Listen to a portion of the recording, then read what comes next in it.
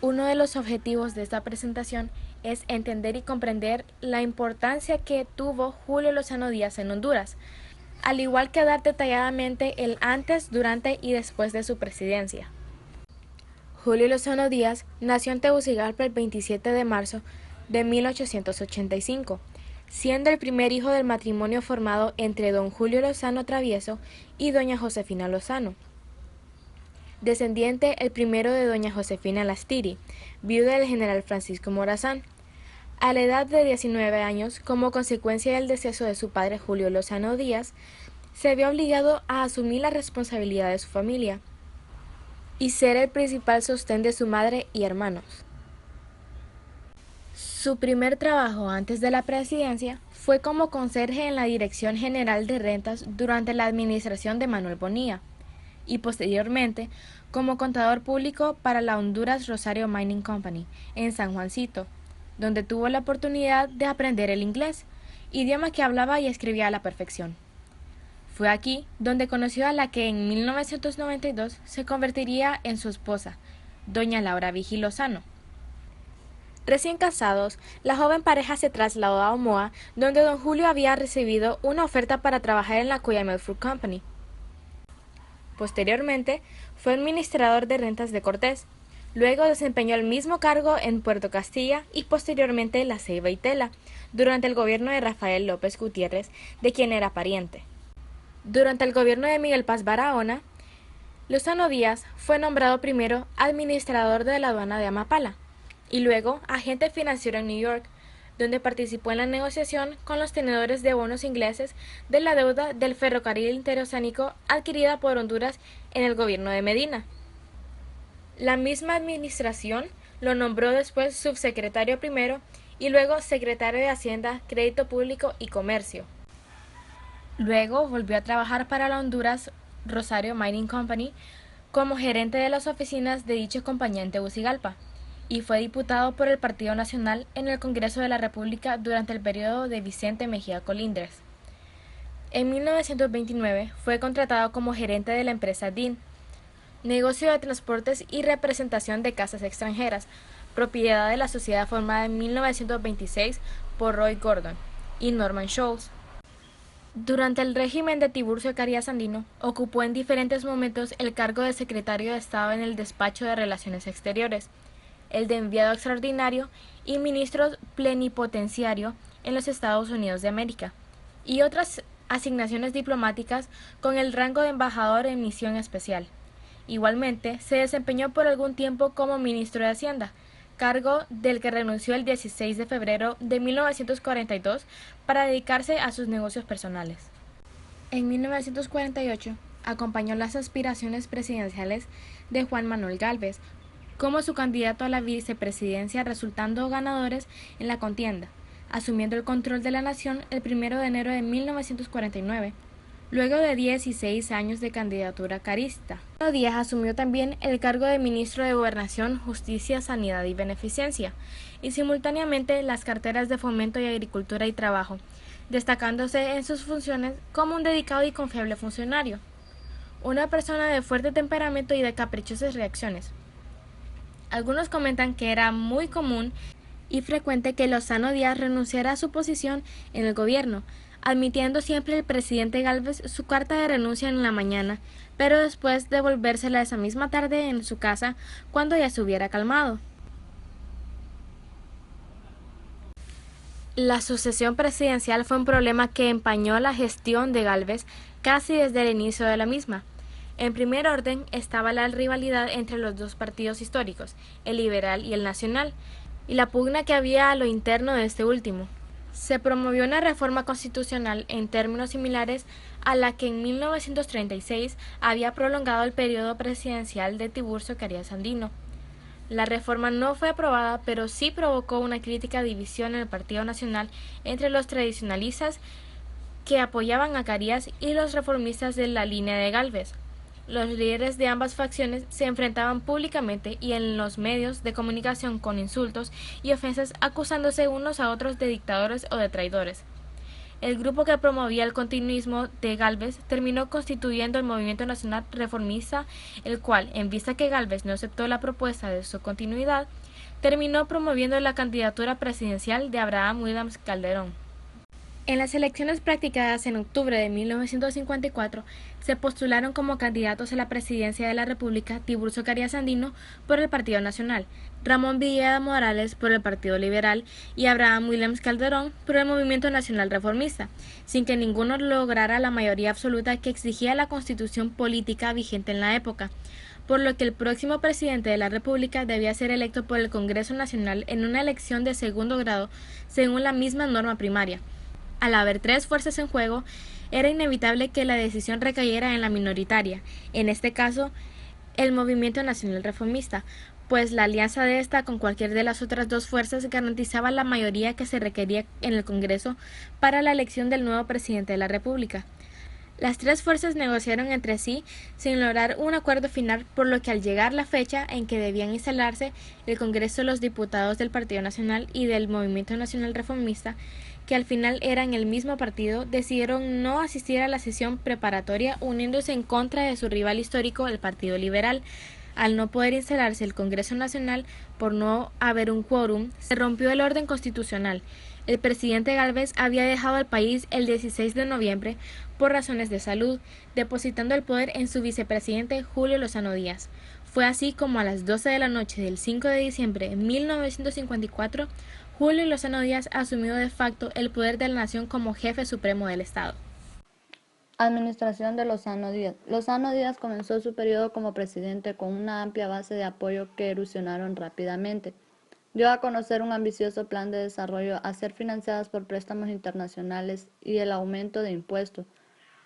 Un Consejo de Estado encabezado por un miembro, pero incluidos los miembros de los tres principales partidos, fue nombrado para reemplazar el Congreso suspendido hasta que una asamblea constituyente fuese elegida para escribir una nueva constitución. De alguna forma, Lozano Díaz mantuvo el programa de reformas de los años anteriores, dando así continuidad a la administración Gálvez. Se extendió el voto a las mujeres el 25 de enero de 1955 y se introdujo una Carta Fundamental de Garantías de Trabajo en el mismo año, la cual abarcó prácticamente todos los aspectos de las relaciones laborales, desde el salario mínimo hasta la negociación colectiva. En el mismo año se dio un Consejo Nacional Económico, después pasó a convertirse en el Consejo Superior de Planificación Económica. Este organismo fue fundado para proporcionar las bases de la planificación económica ante la Alianza para el Progreso, condición necesaria para el acceso a desembolsos de ayuda económica.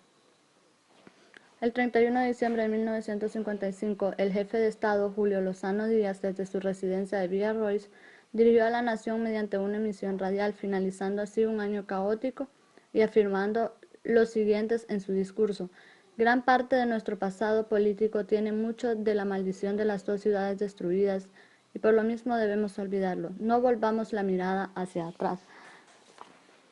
Lozano, sin embargo, pronto dejó claro que no tenía ninguna intención de entregar el poder en elecciones libres. Organizó su propio partido, Partido Unión Nacional, o como sus abreviaturas PUN, y contó con el apoyo de las compañías bananeras y la burguesía disidente del Partido Nacional. Lozano limitó las actividades de otros partidos políticos y en julio de 1956 Villeda Morales y otros líderes fueron arrestados y llevados de repente en el exilio. Una de las semanas más tarde, el gobierno aplastó un levantamiento de 400 soldados en la capital. La opinión pública, sin embargo, se estaba convirtiendo cada vez más hostil al presidente, y los rumores de su inminente caída habían comenzado a circular. Tras el levantamiento de agosto de 1956, la salud de Lozano Díaz comenzó a deteriorarse, pero se aferró tenazmente al poder. Las elecciones para la legislatura en octubre fueron boicoteadas por la mayoría de las oposiciones, que denunció que el proceso fue abiertamente amañado para favorecer a los partidos del presidente. Los resultados parecían confirmar estas acusaciones, ya que el PUN fue declarado ganador de todos los 56 asientos del Congreso. La alegría de sus victorias, sin embargo, fue muy corta. Julio Lozano Díaz, mientras gobernó a Honduras, realizó las siguientes gestiones: declarar y ampliar la amnistía para todos los delitos. Permitió el ingreso al país de exiliados como el doctor Ramón Villeda Morales y Óscar Armando Flores, dirigentes del Partido Liberal de Honduras. Fundación de la Escuela Superior de Profesorado General Francisco Morazán el 15 de diciembre de 1956 con el fin de profesionalizar a la rama magisterial nacional. Esta escuela pasaría a ser la antecedente de la Universidad Pedagógica Nacional Francisco Morazán. El 21 de febrero de 1957 se creó el Departamento de Gracias a Dios. En el mismo mes se sofoca un entrenamiento armado con la vecina República de Nicaragua en la región de Cruta. Golpe de Estado. El 21 de octubre las Fuerzas Armadas, dirigidas por el director de la Escuela Militar, el general Roque Rodríguez, el comandante de la Fuerza Aérea, el coronel Héctor Caraccioli, y por el mayor e ingeniero Roberto Gálvez, hijo del expresidente, derrocaron a Julio Lozano Díaz y establecieron una junta militar para gobernar el país. Este golpe marcó el inicio de la intervención directa del ejército en la vida política del país. Asimismo, por primera vez las Fuerzas Armadas habían actuado como una institución y no como el instrumento de un partido político o de un líder individual. Los nuevos gobernantes representaban a los elementos más jóvenes, más nacionalistas y reformistas del ejército. Todos ellos habían sido producto de la profesionalización del ejército llevado a cabo en las décadas de 1940 y 1950.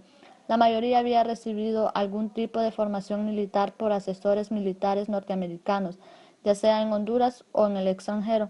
De esta manera comenzó lo que en las próximas décadas sería el comienzo del intervencionalismo militar en la política hondureña. Junta Militar de 1956. Julio Lozano Díaz fue derrocado el 21 de octubre de 1956, tomando así posesión una junta militar de gobierno.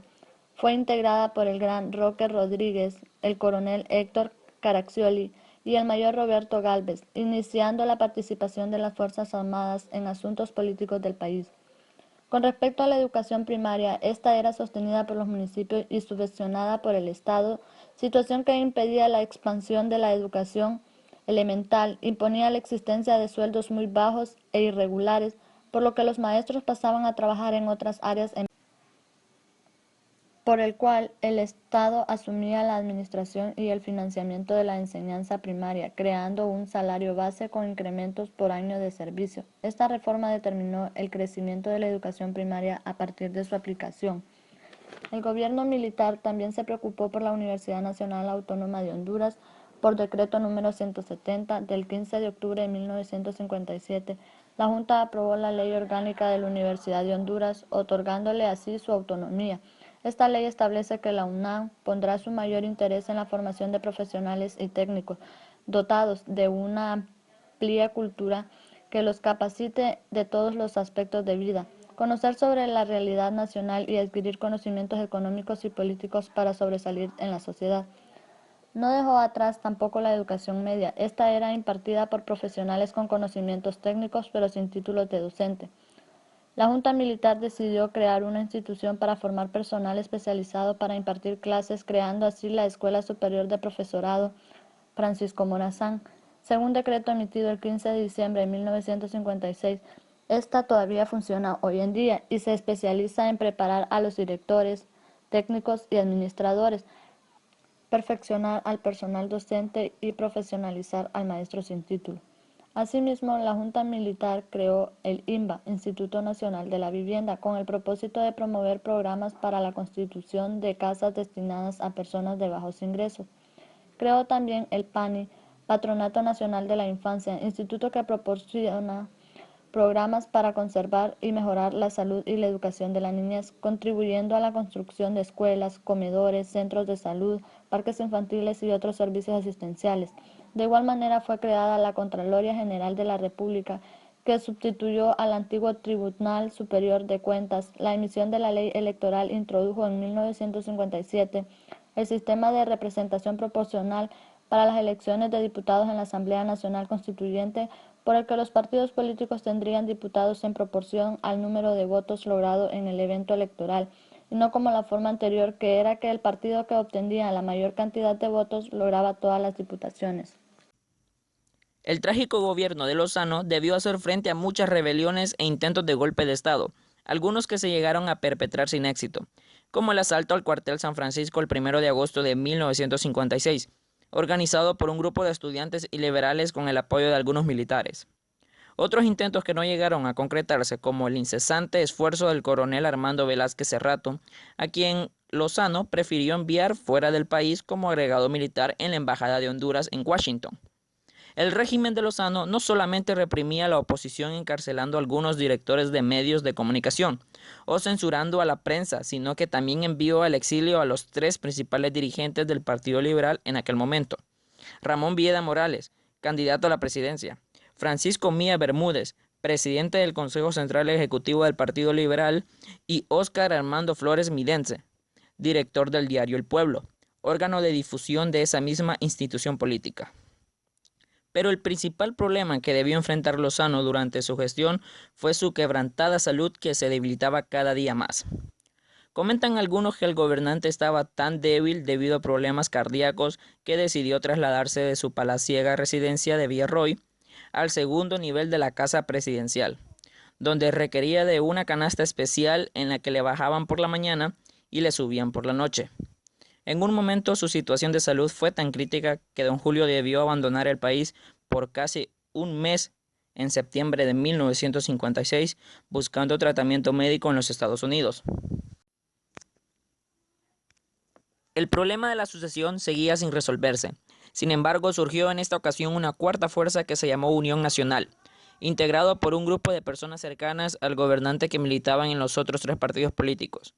La nueva agrupación política, cuyos opositores llamaban despectivamente los Pumpuneros, por sus siglas PUN, terminó aclamando a don Julio Lozano Díaz como su líder para la próxima elección de diputados a la Asamblea Nacional Constituyente.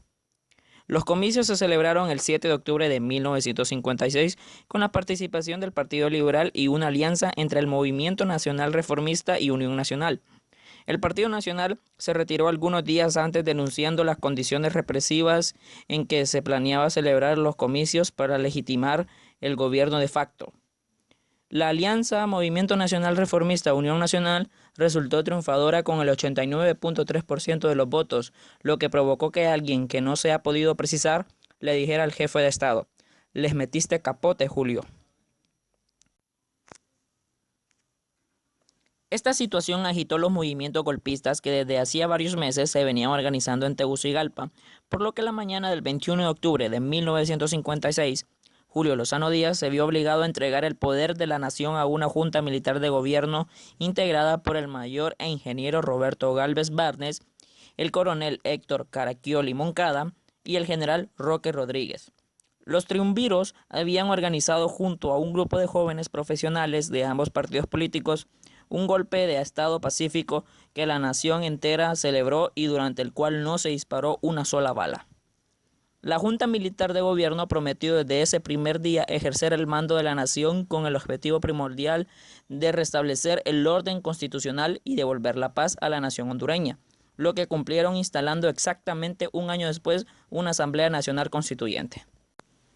Pocos días después del golpe de Estado, Julio Lozano Díaz se trasladó a la ciudad de Miami buscando reposo y tratamiento médico sin regresar jamás a Honduras. Julio Lozano Díaz falleció en Miami el 20 de agosto de 1957 a las 3:20 de la tarde.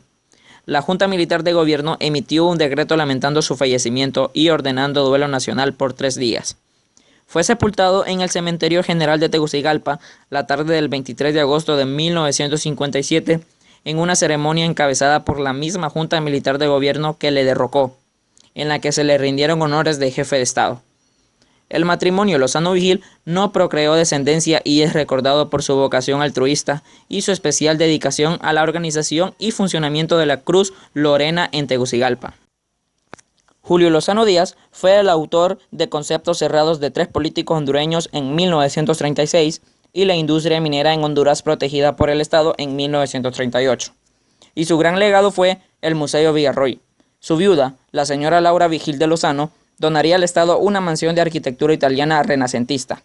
Dicho edificio tendría la finalidad en 1974 de convertirse en Museo Villarroy, hoy renombrado como Museo de Historia Republicana Villarroy, que contaba con una innumerable colección de objetos a partir de inicios del siglo XX. El especialista doctor Ignacio Chávez, quien viajó desde México en esa ocasión para atender al jefe de Estado, diagnosticó que lo que don Julio había sufrido era una encefalopatía hipertensiva. Julio Lozano Díaz no llegó caminando a la presidencia. Él tuvo muchos puestos antes de llegar a ser presidente. Podemos decir que se lo ganó a pulso. Esta presentación nos ayudó a entender más sobre todos los problemas que contrajo Lozano Díaz, tanto políticos como personales. Por eso es que lo llaman el personaje de más triste celebridad en la historia política de Honduras. El principal problema que enfrentó Lozano durante su gestión presidencial fue su quebrantada salud que se debilitaba cada día más. Lozano fue un hombre de muy mal carácter y poco sentido del humor, ya que creía mucho sobre los rumores en su contra.